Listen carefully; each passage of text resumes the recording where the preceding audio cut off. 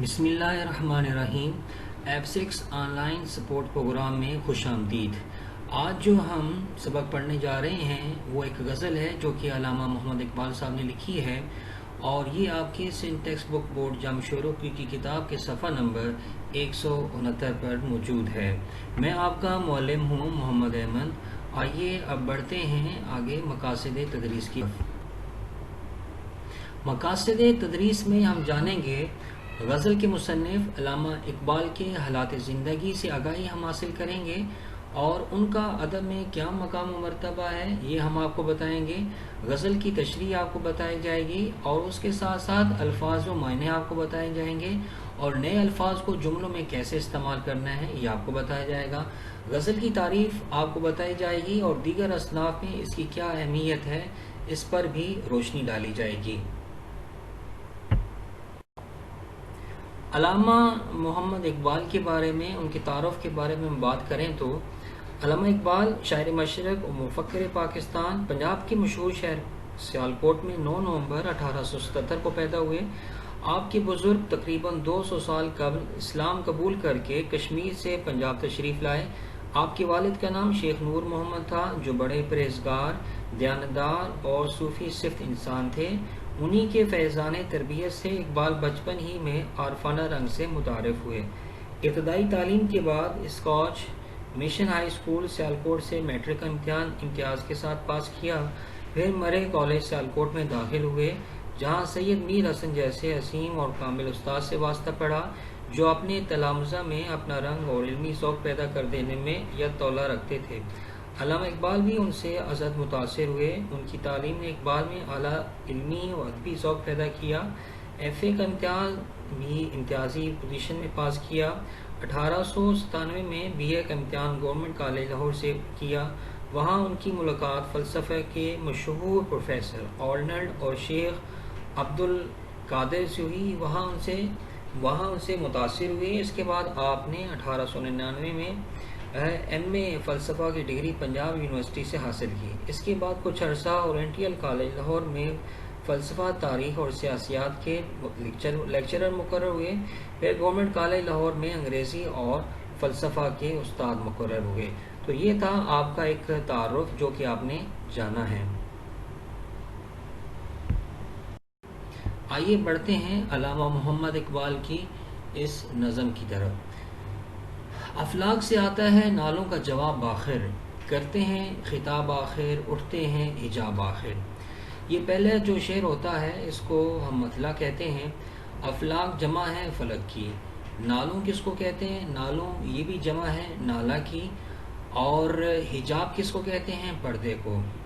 یہاں پہ علامہ محمد اقبال فرما رہے ہیں کہ آسمان سے میرے نالوں کا جواب آتا ہے، اور پھر خطاب ہوتا ہے، اور اسی خطاب کے دوران حجاب اٹھتے ہیں۔ یعنی علامہ اقبال یہاں پر ایک انسان کی بات کرتے ہوئے فرماتے ہیں کہ جب انسان اللہ تعالیٰ کی بارگاہ میں آوزاری کرتا ہے تو لازماً آگے سے جواب بھی آتا ہے۔ احوال محبت میں کچھ فرق نہیں ایسا، سوزو تب و تاب اول، سوزو تب و تاب آخر۔ دیکھیے نئے الفاظ کے معنی۔ حوال محبت کہتے ہیں محبت کا حال، اور سوز کس کو کہتے ہیں؟ جلن کو کہتے ہیں، تڑپ کو کہتے ہیں۔ تب و تاب کس کو کہتے ہیں؟ چمکنے کو کہتے ہیں۔ یعنی سوز و تب و تاب اول، سوز و تب و تاب آخر، یعنی شروع کے اندر بھی تب و تاب ہے، چمک ہے، اور آخر کے اندر بھی ہے۔ میں تجھ کو بتاتا ہوں تقدیر امم کیا ہے، شمشیر و ثنا اول، طوس و رباب آخر۔ کہ علامہ اقبال بتاتے ہیں، علامہ محمد اقبال یہاں پہ بتا رہے ہیں کہ میں آپ کو بتاتا ہوں کہ امت کی جو تقدیر ہوتی ہے، جو قوموں کی تقدیر ہوتی ہے، وہ کس چیز سے ہوتی ہے؟ وہ ہوتی ہے شمشیر و ثنا۔ شمشیر کس کو کہتے ہیں؟ تلوار کو کہتے ہیں۔ ثنا نیزے کو کہتے ہیں۔ اور طوس و رباب کس کو کہتے ہیں؟ تخت کو کہتے ہیں۔ صحیح؟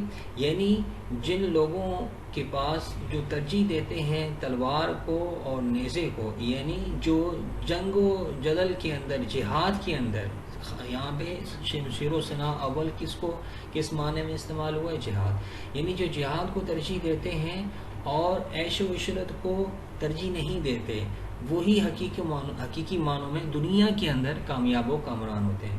مے خانے یورپ کے دستور نرالے ہیں، لاتے ہیں سرور اول دیتے ہیں شراب آخر۔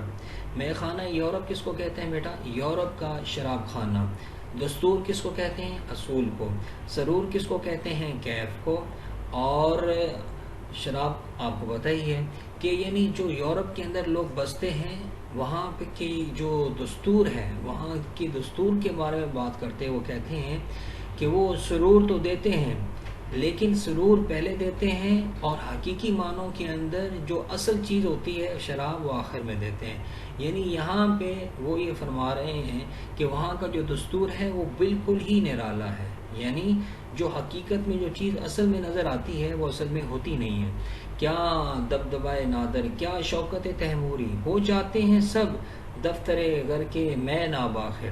دبدبہ نادر شاہ ابدالوی کا جو روب تھا، دبدبہ تھا، وہ یہاں پہ مراد ہے۔ شوکت تیموری کس کو کہتے ہیں؟ امیر تیمور کی جو عظمت تھی، جو شوکت تھی، یہاں پہ وہ مراد ہے۔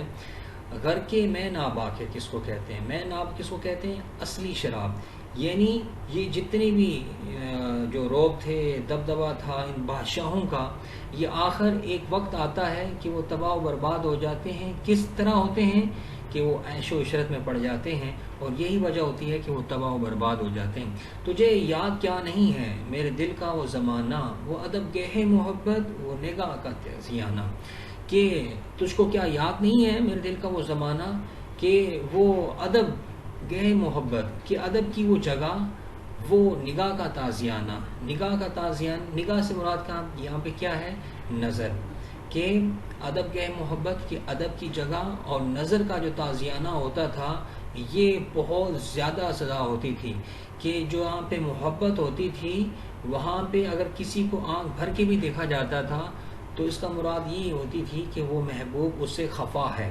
تجھے یاد کیا نہیں ہے میرے دل کا وہ زمانہ، وہ ادب گہے محبت، وہ نگاہ کا تازیانہ، نہیں اس کھلی فضا میں کوئی گوشہ فراغت، یہ عجب جہاں ہے نہ قفس نہ آشیانہ۔ کہتے ہیں کہ جہاں محبت ہوتی، یہاں پہ گوشہ کس کو کہتے ہیں؟ ایک کونے کو کہتے ہیں۔ فراغت کس کو کہتے ہیں؟ فارغ ہونے کو، کہ اس کھلی فضا کے اندر جو گوشہ فراغت ہے، نہیں اس کھلی فضا میں کوئی گوشہ فراغت، یعنی اس دنیا کے اندر کوئی انسان فارغ نہیں ہے، کہ یہ ایسا جہاں ہے کہ جہاں پر نہ تو قفس ہے، نہ تو کوئی ایسی جگہ ہے جہاں پہ کسی فرد کو بند کیا جاتا ہے، نہ آشیانہ ہے کہ جہاں پہ انسان رہتا ہے۔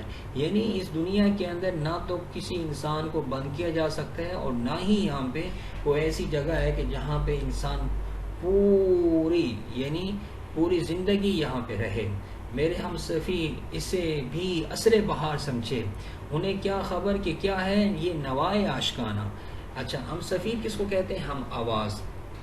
عصر بہار، بہار کا اثر، نوائے عاشقانہ، عاشقوں کی آواز، کہ جو میرے ہم سفیر ہیں، جو میرے ہم آواز ہیں، اس کو بھی عصر بہار کا سمجھے ہیں، ان کو کیا خبر ہے کہ عاشقوں کی آواز کیا ہوتی ہے۔ میرے خاک و خون سے تو نے یہ جہاں کیا ہے پیدا، صلہ شہید کیا ہے تب و تاب جاویدانہ، کہ میرے خاک و خون سے تو نے یہ جہاں پیدا کیا ہے، صلہ شہید کیا ہے تب و تاب جاویدانہ، کہ یہاں پہ شہداء سے مراد ہے کہ حقیقی معنوں میں شہداء جو ہوتے ہیں وہی اسی دھرتی کے امین ہیں، کیونکہ انہی کے خون کی وجہ سے تب و تاب جاویدانہ ہمیں حاصل ہوتا ہے۔ اس دنیا کے اندر جو نیا رنگ ہے، جو نئی روشنی ہے، انہی کے خون سے ہی اس دنیا کے اندر آتی ہے۔ تیری بندہ پروری سے میرے دن گزر رہے ہیں، نہ گلہ ہے دوستوں کا نہ شکایت زمانہ، کہ اے میرے رب تیری ہی حقیقی معنوں کی وجہ سے جو بندہ پروری ہے اسی سے میرے دن گزر رہے ہیں، مجھے کوئی دوستوں سے گلہ نہیں ہے، نہ ہی کسی زمانے سے شکایت ہے۔ اچھا، تو بیٹا یہ آپ نے نظم جو تھی غزل پڑھی ہے۔ اب اس غزل کا جو گھر کا کام ہے وہ آپ کو کیا کرنا ہے کہ علامہ اقبال صاحب کا آپ نے تعارف لکھنا ہے اپنے الفاظ کے اندر، اور اس کے ساتھ ساتھ جو غزل کے اندر جو نئے الفاظ ہیں ان کو آپ نے جملوں میں استعمال کرنا ہے، اور غزل کی تعریف آپ نے لکھنی ہے کہ غزل کی تعریف کیا ہے، اور اس کے ساتھ ساتھ اس کی دیگر اصناف میں کیا اہمیت ہے، اس کے اوپر بھی آپ نے کیا کرنا ہے، 5 جملے لکھنے ہیں۔ تو یہ آپ کا بنیادی طور پہ گھر کا کام ہے جو کہ 3 سوالوں پہ آپ کا مشتمل ہے، اور یہ آپ کو کرنا ہے۔